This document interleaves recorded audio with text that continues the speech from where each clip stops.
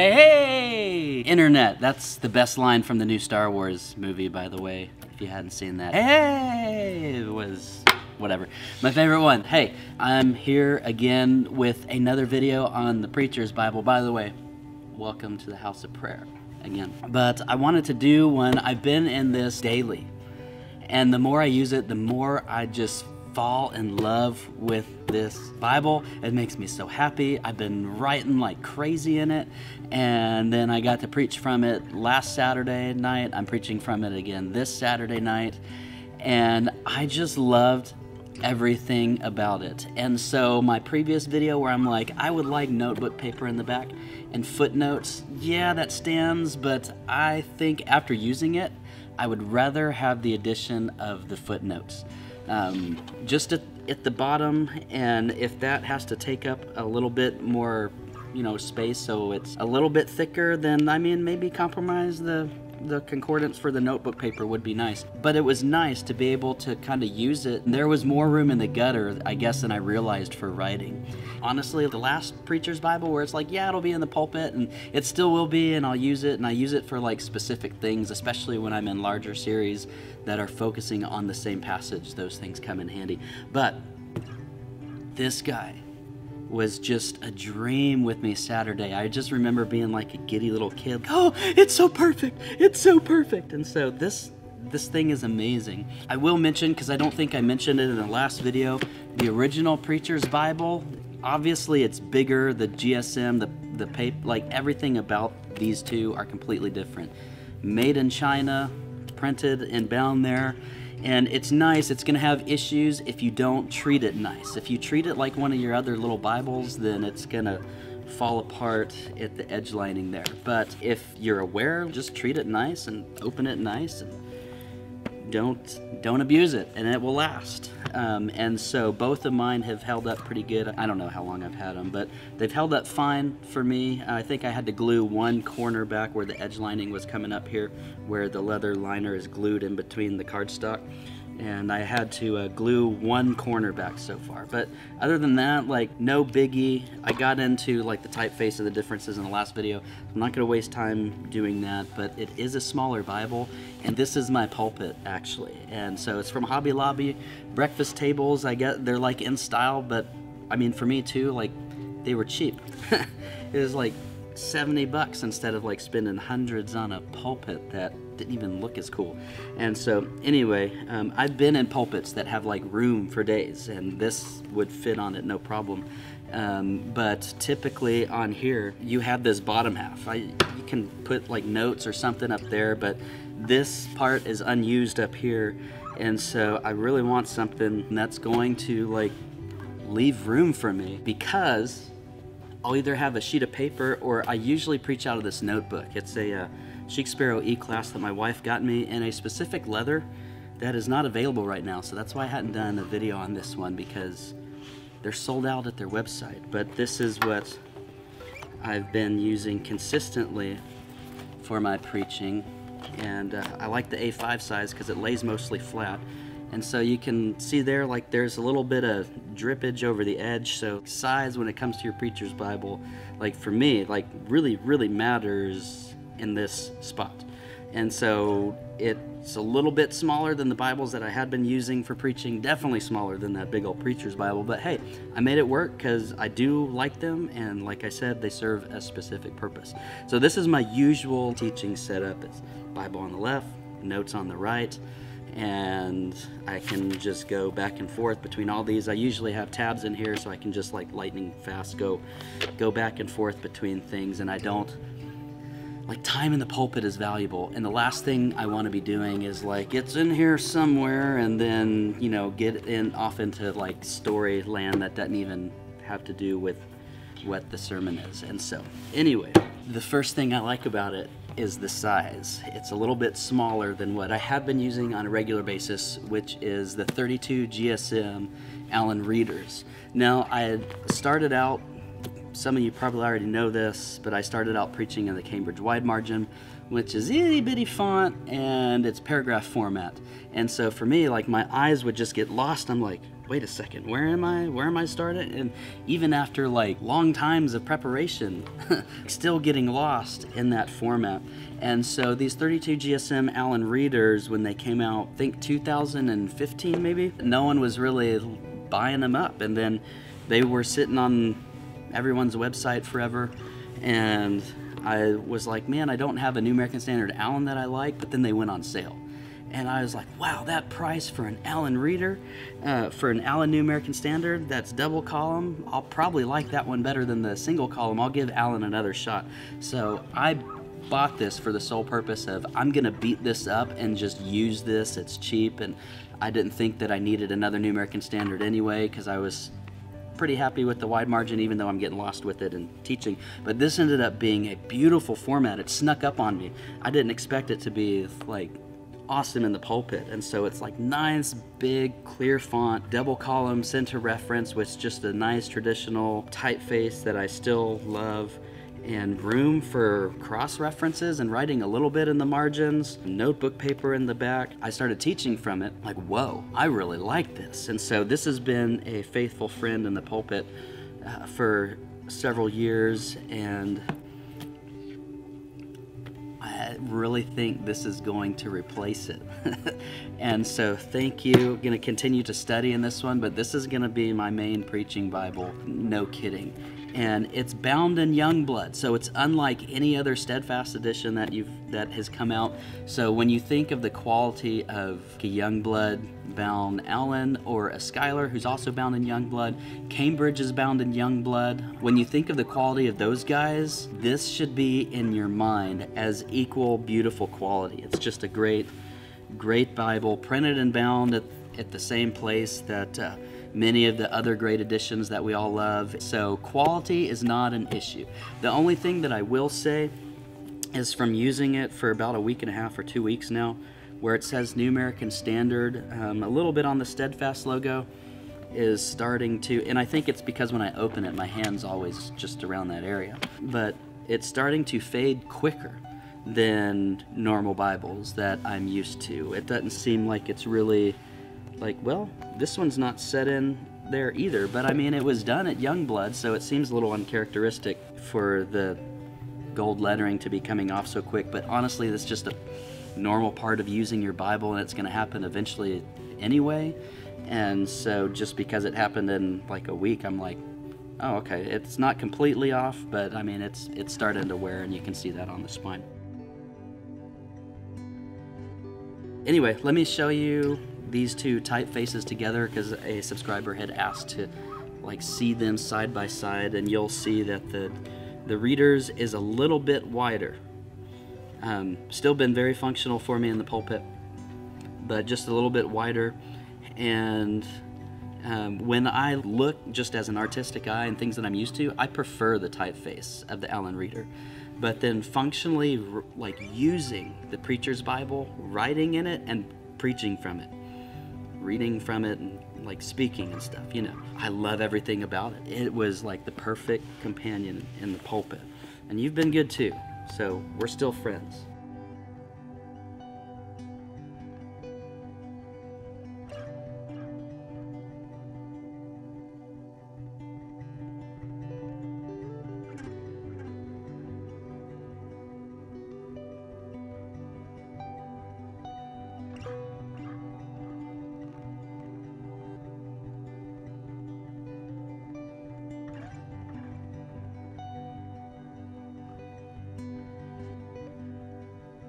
And then while I'm in typeface showing mode, another subscriber had asked about the Quintels and wanted to see a Quintel up against that too. I do not preach from the Quintels, but I'll show it to you anyway.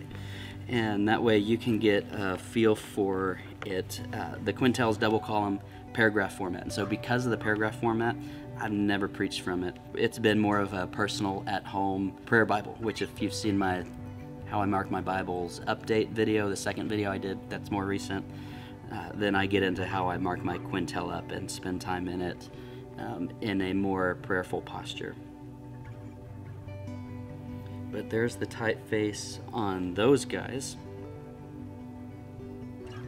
And I've seen guys preach from the Quintel, nice font, and so you'll notice that the Preacher's Bible compared to the Quintel and the Allen Readers, the font is a little bit smaller, and people commented on the first video that I had of what we think the font is, but I still haven't seen anything on the website or seen Steadfast reply to any of the questions on, like, what is the font size? So it is smaller. Maybe it's like a 10, maybe a little smaller than 10. I don't know. But I was so used to the Quintels and the Allen Reader, so when it came in and it was a little bit smaller, it's like, oh, smaller. But honestly, I haven't had an issue with it. This Bible is just beautiful. Paper. I've seen like so many questions about the paper. It's 32 GSM French milled stuff, but it's good. I've been using the same exact paper in that Allen Readers and writing in it, taking notes, and hadn't had issues. And so when I saw 32 GSM French milled paper, I didn't expect anything different than what I'm used to seeing in the Allen Readers, which has been a great companion for me in the pulpit, and I color in that thing like all over the place. I've never had any bleed through where the ink actually comes through the pages. And sometimes you can get that on highlighters if you're not careful. If you watch again that video, How I Mark My Bible Update, I show you how to highlight without getting those pools like stuck like in there where there is bleed through. But I've never had bleed through. Yes, there is some ghosting, but the highlighters that I use are, yeah, big, bold, and bright, but it's because over years highlighters fade, and so when they fade off, then the ghosting becomes a little bit less. It's the strongest it's ever going to be when you first make your mark, and so because they fade off, the ghosting actually does get better over time. But again, the 32 GSM was not an issue. I've wrote in this all over the place, but I was writing in it real heavily in Isaiah. I was studying for the sermon, but then I got stuck in Isaiah. I was just having so much fun. So the system I found, which is just kind of like a starting place or a guide, because there is plenty of room in the gutter, I started writing cross-references, as you can see, like in the gutter. Sometimes there's notes in the gutter, but the fuller notes are reserved for the outside columns. And yeah, I'll put a note, a smaller note in the gutter if I need to, and then I'll put the cross-references mainly in the gutter. If you're looking at the shots of this and you're seeing the ghosting and you're looking for the ghosting, then of course it's going to pop out at you. But if you would just take a few moments to read words on the page, and when you read the words on the page that you're actually looking at instead of focusing on the ghosting, you'll see like it's not going to be that big of a deal. It still pops off the page, especially if it's a marked up or highlighted area. For me, it still pops off well. I'm not getting lost in the ghosting when I'm preaching. This again is just like situation normal for me with Bibles like this. And so 32 GSM is kind of the threshold of when I'll do the full-on coloring. The 28 GSM can take it to some degree, but there's some colors that I don't use in the 28 GSM, namely the Quintel, and then I'll switch over to a blue Pigma Micron 005 instead of the black that I have in here. So it's a little bit less distracting, because I think once you go under the 32 GSM, then you start to notice a little bit more stuff. But the paper is still like, it's really nice paper. I didn't expect it to be the paper of the original Preacher's Bible, because they made it smaller and they told us what the paper was going to be. So this is exactly what I expected out of the paper. So for having a narrower Bible with readable columns that still like pop out, room for notes, like the combination of all that, this thing is just like genius in the pulpit. So I love the concept of the first one. They'll still be with me from time to time in the bigger series, but this is just the most, not just thought out, but now refined through process. Preacher's Bible. I said in the video that I missed the lines going down the sides for like a clear demarcation, but now like I redact that. I'm glad it does not have any lines in this one. And I went without the thumb index because I wanted maximum writing room, because it would be like just so happened that one page where it like is cut in that's like, oh man, I needed that much more space and now it's all ruined. And so I didn't want to run into that, so I got the non-index, which I typically don't get index Bibles, but the index ones do look pretty nice. The usefulness of the gutter surprised me. Depends on where you're at in the big Gigantor one, of if the gutter was useful. So like in the Psalms where everything's condensed down, it was more useful when you're back in fuller places like the Gospels, or when you're going through the timeline of the story, those places that aren't the poetry spots, then it's like the gutter becomes less useful, especially like if you're not in the center of the Bible. And so this thing was just great. I was all the way at the beginning. I was in Revelation 21 for a little bit on Saturday, and it laid flat. And so even when I have it like hanging over the edge there, it's narrow enough, it's not going to fall off the edge for me. And so it stayed, everything was good, and I just love this thing. And so I've been having so much fun just sitting on the back table over there during the week while the prayer room's going, just writing in it, especially because the gutter's so useful and the side margins are great. I've seen some concerns about the page curling, and so I'll show you here. I had noticed that a little bit, and so beginning like at the end of Isaiah 54, beginning of 55, here I wrote on one side of the page leaf, and so this one seems to be curling, but what I noticed, I actually started in Isaiah 56 and started expanding out for a couple chapters, and so that's why this section is marked up right now. But I noticed when I began in Isaiah 56, I wrote all this here, and the page began to curl a little bit. But then when I'm going backwards and I'm reading the previous leaf and I'm writing on the back side of it, then it seemed to straighten it out. And so the reason Isaiah 55 here still curls is I have not written on the back side of this margin yet. So on leaves where I've written on both sides, the curling goes back down and lays flat fine, and so I didn't have an issue with the page curl at all, especially once I wrote on both sides. So when you write on one side, it'll kind of curl up on that side, and then when you turn it over and write on the other side, it just kind of flattens it out, and then it'll just stay flat for you. And so I didn't have any issues with that before I write on it, and I'm in like a blank page. I haven't had any issues with the page curling, because I've been reading through Hebrews yesterday and didn't mark anything up, but just had it laying flat and didn't notice any of the curling coming up. So it was only after I would write on one side it would curl up, but again it flattens out when I would write on the other side. And so there's the page curling update for you. Other than that, it still smells great. I love the format.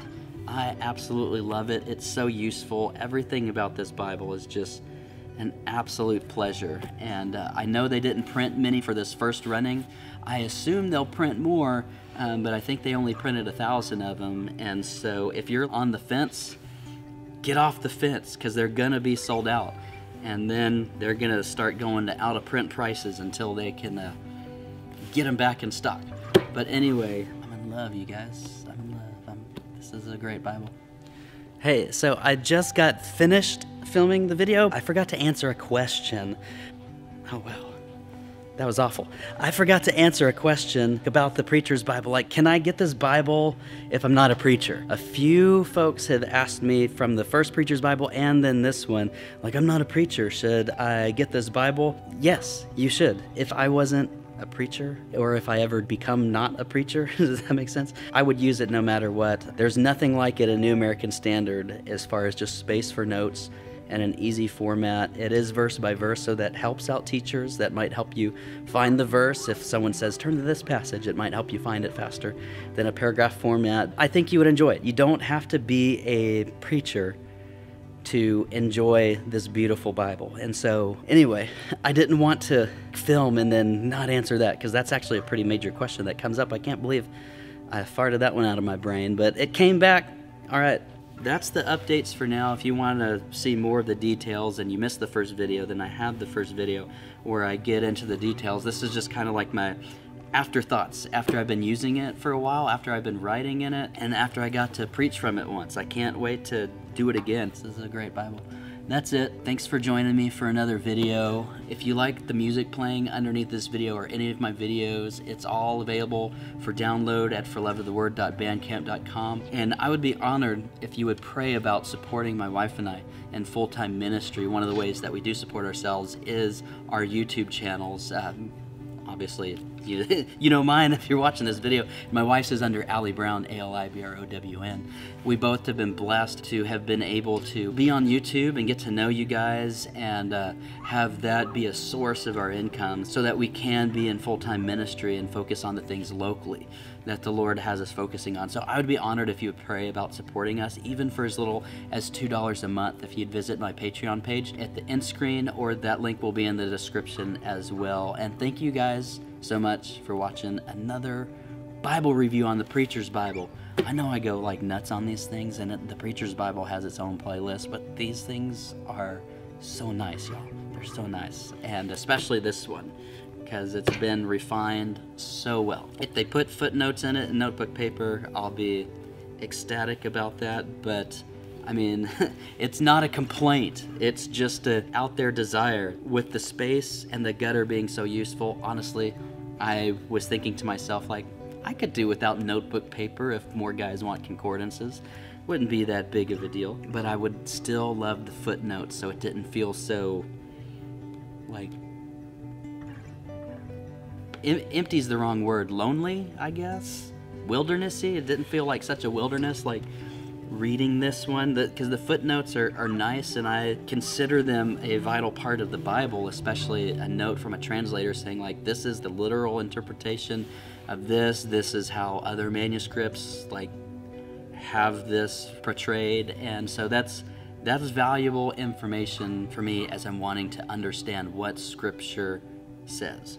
And so the footnotes matter. I'm glad there's no cross-references in here. Honestly, it depends on the edition, but usually the cross-references are going to carry even the theological bias of the person like putting those cross-references together. And so I find it more helpful to just saturate myself in the Word and write in my own cross-references. And so I encourage you guys to do that too. But anyway, those are the only changes. Y'all take care. I will see you guys later.